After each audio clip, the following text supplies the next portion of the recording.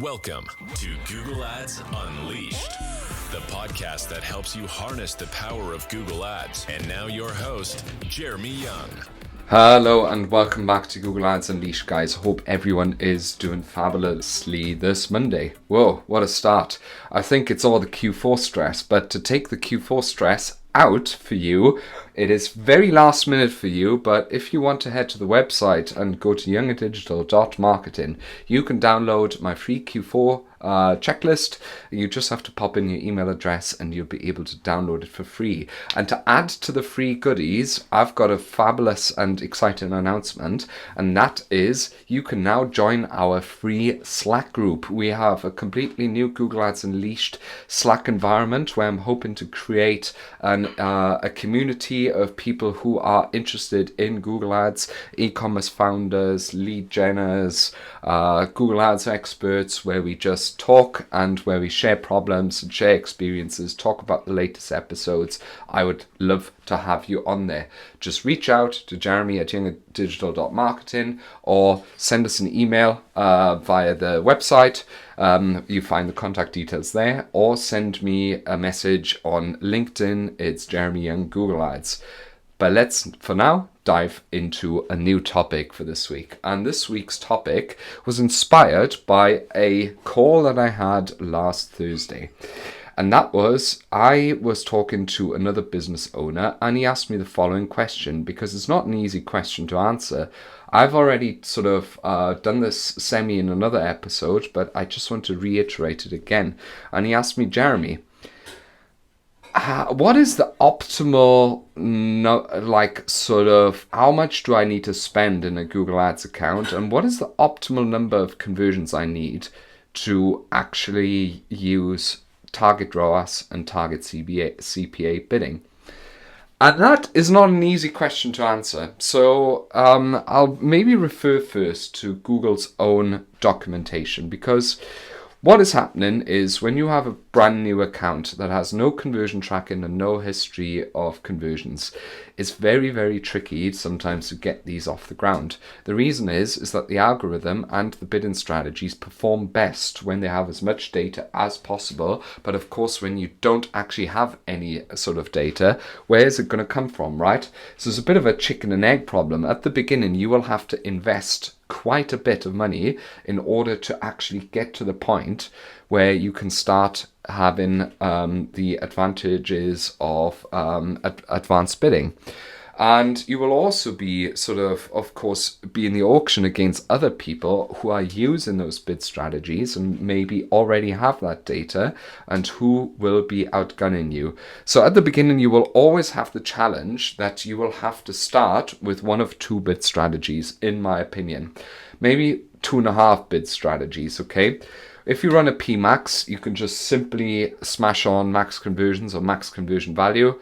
Usually in e-commerce, it'd be max conversion value, and just let it rip from the start, okay? I would probably do that, so that's what I'd count as the half, because no one should be ideally starting with a PMax campaign. You can, there's many ways to roam, but I wouldn't be doing that. And the second one would be manual CPC. So you would probably sort of have a good idea of what a good CPA target is for your ad account, and then simply set the bids accordingly when you know I need that many clicks in order to get to that CPA target. Let's say, for instance, you have probably a predicted conversion rate of 10%, which is extremely high, right? But let's say that's it, and your CPA target's €50 or pounds or dollars, then you can probably afford $5, euros, whatever, pounds a click, okay? So you can then start with manual CPC or with maximize clicks and often add a bid cap. But usually what happens is you can only run those bid strategies for a certain amount of time, because there will be a lot of ad wastage. Your smart bidding does not take into consideration what kind of user searches for the ad, where they come from, if they're likely to purchase, whatever. It will just set the bids completely randomly for any auction that may trigger your ad. It's the same for max clicks. It's the same for manual CPC. Now, Usually that means you will have to let ads run for a certain amount of time in order to generate a certain number of conversions. Okay, so Google recommends that you should have, within a period of 4 weeks, at least 30 conversions, so over a period of a month. That is in order to advance to maximize conversions or a target CPA that smart bidding can effectively use. Or if you want to use target ROAS or max conversion value, it actually recommends up 50 conversions. And that's usually what I go for as well. So that's usually my recommendation too. And then you can actually reverse engineer what your daily budget should be to start and what your budget could be further down the line in order to effectively use smart bidding and to effectively use sort of Google's budget to your advantage. So let's go back to the scenario that I've just mentioned. Let's say, for instance, you want to be hitting with a 10% conversion rate and you can afford stick to euros CPC. You would set the max clicks or the manual CPC maybe slightly above that, right? And just eat up the inefficiency for a short while. Now, in order to get 30 conversions for the target CPA, you would, of course, have to spend a minimum of 50 to 60 euros a day in order to get said number of conversions within a month. So that is how you can then actually determine what your daily budget should be and what your spend is probably going to be in that month. Let's say, for instance, you want to spend... you want to make a recommendation to a client, so that would be about 1,500 euros a month, all right, in order to generate those number of leads. Or it would be the same then for target ROAS. Let's say you need a target ROAS of 2, and at the moment you have a conversion rate of, let's say, 5%. Okay, so that means every 20th click actually generates you a sale. Then in order to have a target ROAS of 2, that means you can't have more than, for every euro you invest, you want to have 2 euros back. So that means you can't have more of 5 cents per click. Is that correct? Sorry if that's if I'm having a brain fart here right now to say that, but basically that's very easy how you can then calculate what kind of budgets you have to have. Right, this is now the basic version. But now let's go down the more complicated route. Especially with lead gen, this proves true, right? But it also proves true with target ROAS, with max conversion value. But with lead gen, I just want to make it a little bit clearer, because the next question that he had, which was very, very intelligent for someone who has never really thought of this that much before, was, okay, Jeremy, I need to spend that much to generate that many leads. But how many of them are marketing qualified? How many of them are sales qualified? And how many of them actually end up being, paying leads? And how the hell do we track that on Google? And how much do we then have to spend in order to actually sort of, first of all, generate a certain number of paying customers, okay? And what do we have to do? How do we track this, right? So how much do we have to spend? How much do we have to track this? And thirdly, how do we optimize for that? If you've just said 30 conversions a month is sort of the benchmark. And I have to say that was an extremely good questions, right? So let's go back to the example I just had. Let's say your conversion rate's 10% and you need to set a CPC of 5 euros in order to have a CPA of 50 euros, and that's kind of where you want to get per lead. Now, let's say, for instance, your MQL ratio, marketing qualified ratio, is, for argument's sake, just to make it easy, 50%. Okay, so that means out of 30 leads that you then generate a month, you actually have 15 marketing qualified. Let's say of them 2/3 are sales qualified, so you're now at 10, and then of them again 50% actually end up in sales. All right. So out of 50 leads, you have actually a sales ratio of 10%. So out of 30 leads, you actually have a sales percentage of 1/6, right? So what's that, like 15% or something like that. Now, if this client then said to me, well, first of all, how much do we have to spend then in order to generate 10 sales a month? Haha, that is very good, right? So there you then have to think, okay, in order to reverse engineer this, I have to now think, if I want 10 sales a month, which is double, that means I of course have to generate 60 leads a month, right? In order to generate 60 leads a month, I will need to spend 3,000, right, etc., etc. I just go back up the ladder in order to reverse engineer that journey, okay? Which can then also tell me how much do I spend then per closed lead, which is £300 or euros or whatever in this scenario. So did I get that correct? Yes, 1/6.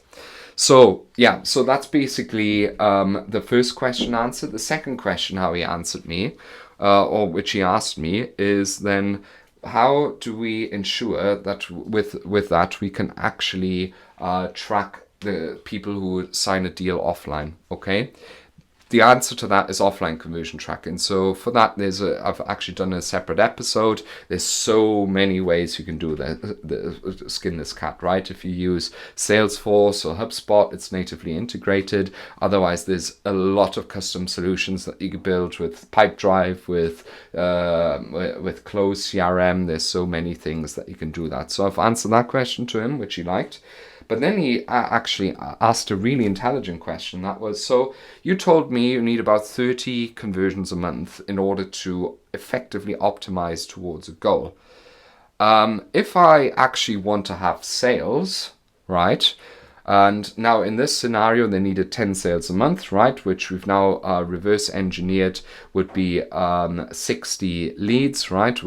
Per month.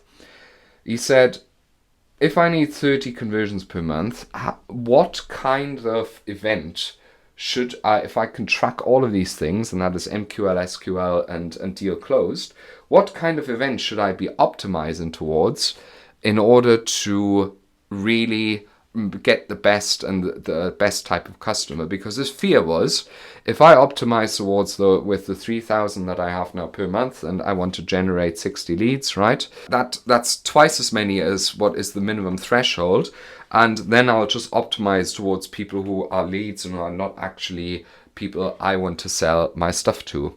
Well, I said that's an extremely good question. So usually there's two ways of doing this. First of all, you of course pick that anyway and try and optimize all the keywords further down the, well, there's three ways actually, and optimize everything through the data further down the line. The problem is you're not feeding Google the data. Secondly, I'm more than happy to do the following if everything is set up correctly, is to simply put all of the conversion events on primary and then understand what constitutes a good CPA over time that generates the best outcome for me as Google learns from lead to MQL to SQL to close deal, that one keyword may trigger several conversions in a row in order to sort of just get the maximum out of that keyword. Or the best thing that you can do is determine how far the funnel can I go, and at which point do I understand that there's a certain or sufficient number of events that I can optimize towards and set the correct CPA target. So go back to what we said before, the optimal target CPA that you would set over time in order to generate that amount of leads and number of leads, in MQLs, SQLs, and actually sales would be 50 euros in this example, which I've now flogged a couple of times, right? Which they want. So if the MQL ratio of that is exactly 50, so is it 50 euros? Yeah, 50 euros. If the MQL ratio of that was 50%, right, then we would have 25. Then we would have 25 MQLs, which would basically be double the CPA. So you need 2 leads per MQL, which means that one MQL costs us €100. So you would then go down to the event that is closest to what is the minimum number of events that you need per month in order to set a CPA target, optimize towards just that as the furthest down the funnel, and then set the CPA target accordingly on platform in order to reach the best CPA goal. And that is how you achieve the optimal bidding. So you optimize towards the event that is lowest down the funnel towards the purchase, but at the same time generates enough events per month in order to be sufficient for smart bidding to kick in. Let's say, for instance, you have a huge account, you spend 50,000 a month, and you have at least 1,000 closed deals every month with that. Well, that's more than enough in order to just exclusively bid for closed deals, and you can set your CPA targets accordingly then for closed deals, disregarding completely leads, MQLs, SQLs, etc., and then just go for the closed deal straight away. Okay. And that is how you would set then the optimal budgets and the optimal CPA targets. And that is how you would track it offline then as well. Okay. So I hope I explained this pretty okay, but this is some mental acrobat. I think I screwed up with the numbers halfway through, but I hope you get what I mean. But basically what I want you to think about is that if you have a certain goal and a certain thing in mind, is to first think of rule number one. What's this with the current conversion rate? What's the CPC I need to set in order to generate at least 30 of those events over a certain number of amount of time? The second thing I want you to think about is what is the maximum ad spend that I can have that generates an event closest further down the funnel that generates 30 or more conversion events per month that I can then target. And thirdly, what is the actual real life CPA of that event then in relation to my funnel? Okay, it's quite complex stuff to think about, but that's how you set the optimal bids and the optimal, and that is basically the optimal number that you want to work towards. Now with target ROAS, you can do something similar, but you basically take into account customer lifetime value, right? So this is maybe one for another episode because this wasn't something I particularly discussed with this gentleman, but that was an interesting one. And if you want to discuss that in detail, again, just join the WhatsApp group, Slack group, which I sort of already mentioned at the beginning of this episode. You can simply message me at Jeremy and Google Ads on LinkedIn. You can also drop me an email, jeremy@younganddigital.marketing, and I can have you added to that and we can have a chat about that case for you. Also, don't forget the Q4 list to download, which is on our website for free, younganddigital.marketing. And of course, new slots have opened in the new year, more positions in the agency. You can become a client of ours. If you want to work with us, simply just reach me via said channels as well. This has been Jeremy Young, your personal Google Ads expert, and I wish you a happy and productive week ahead.